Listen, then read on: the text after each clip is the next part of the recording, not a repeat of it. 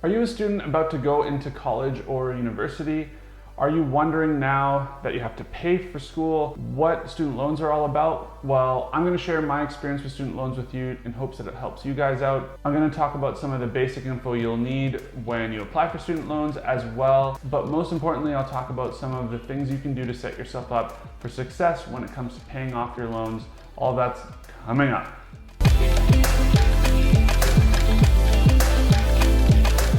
Welcome back to the channel, guys. My name is Sean. If you're new here, I'm talking about personal finance and my personal financial journey to financial freedom. So if you're excited about that, hit that subscribe button. So student loans are probably the first debt that a lot of us take on.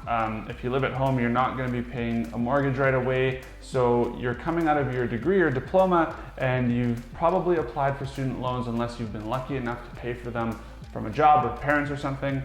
So how does this work? What are some of the things you need to watch out for? So interesting facts that I Googled is that in the US right now, there's about $1.5 trillion of student loan debt. And in fact, it is the second largest debt that most people have after their mortgage. So this is a big deal. In Canada, in case people are wondering, 2016 and 2017, there's about $80 billion of debt in student loans as well. So it exists everywhere in North America. So I graduated, and I know I'm dating myself, in 2003.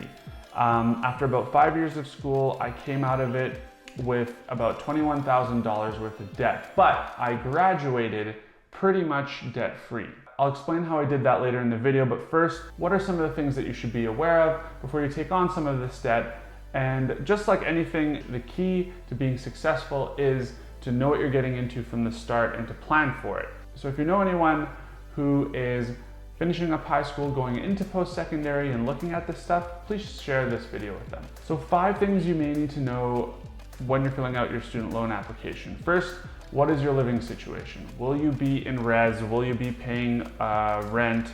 Or are you going to be lucky enough to be able to live at home? That may not be an option for everybody, but it's definitely the cheapest. Second thing is, what are the tuition and fees for your program at the university or college? Third is, you should know whether you should include textbooks and equipment. So if you have special materials or equipment that you have to purchase for your specific course, you should have the cost for that. On your application, all of these things will make up what your cost of living is. And the institution that is going to provide you the loan is going to look at all of these. They're also going to ask what sources of income you have, whether you have a part-time job, full-time job, maybe you've got a side hustle or something that's going on that gives you some income as well. So that should be documented. A very, very important thing though is to go through those forms and understand how your interest is accrued. Some loans, some institutions start charging you interest from the first year that you take out a student loan. Others, like mine, will start counting it at the end of your program. Sometimes it's when you graduate, sometimes it's at the end of your last course.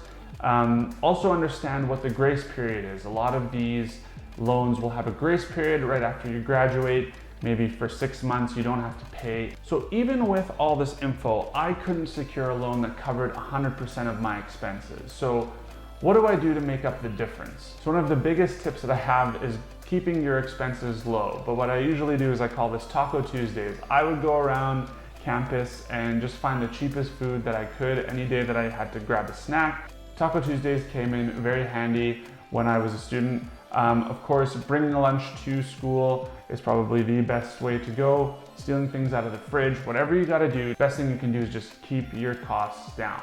Next is ask yourself if you can have a part-time job or a summer job.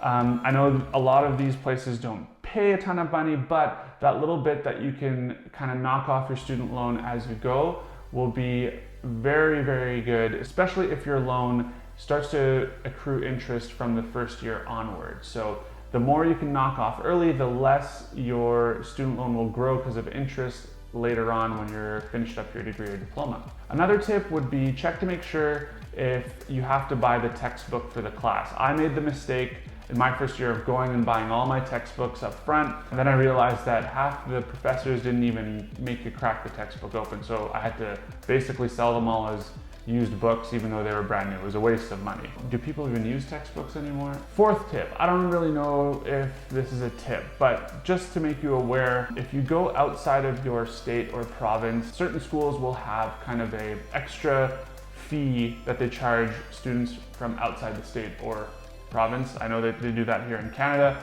When I was looking at different universities, I discovered that some of the ones that I wanted to go to that were abroad charged foreign students a fee for that. Now, again, you have to balance how good of an education you are going to try and get versus what it costs to get that education, but I know me saving on those fees also helped me extend the dollars from my student loan. So instead of going to the first or second best school for engineering, I ended up going to probably the third best in the country. So I didn't think that would be too big of a sacrifice, and in the end saved a little bit of money that way. The fifth and probably biggest tip, and this is kind of related to the last one, is living at home.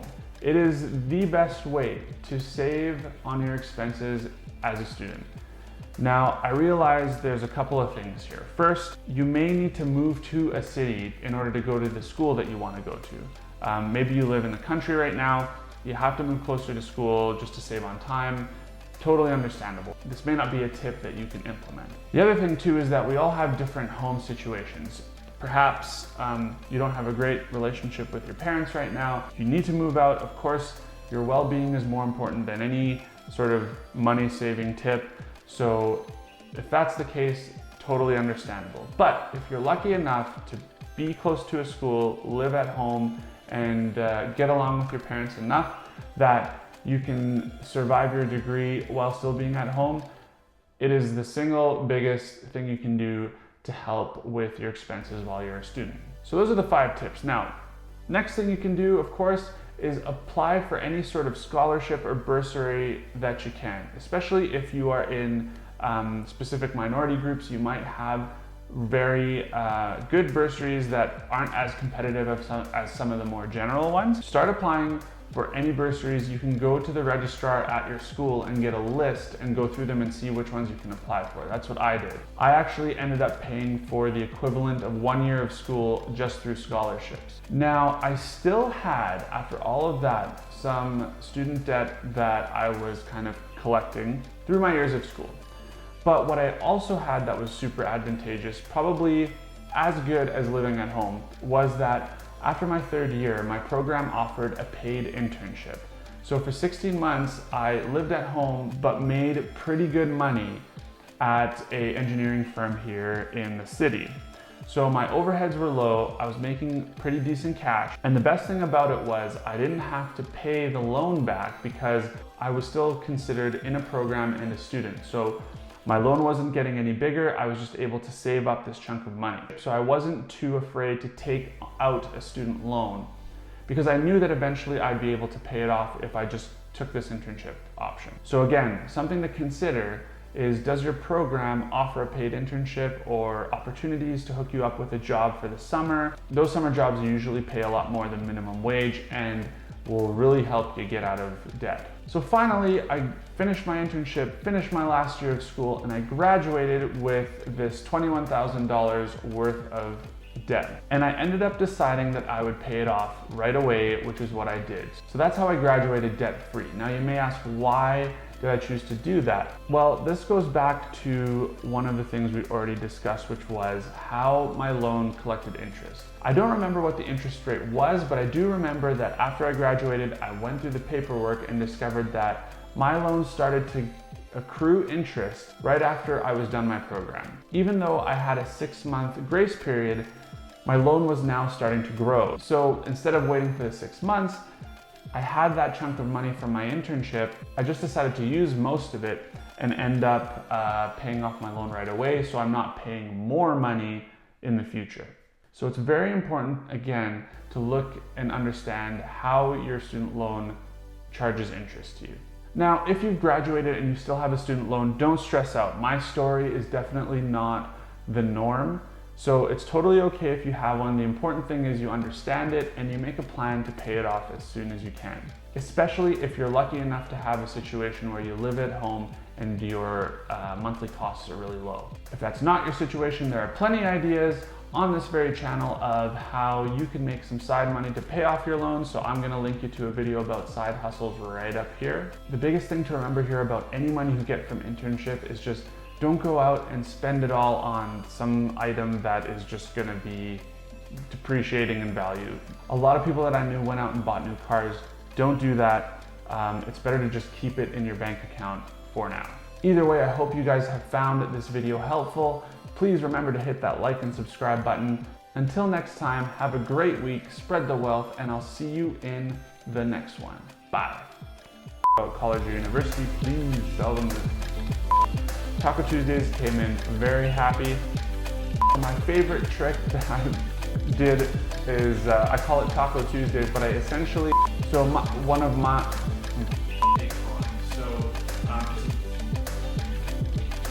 microphone.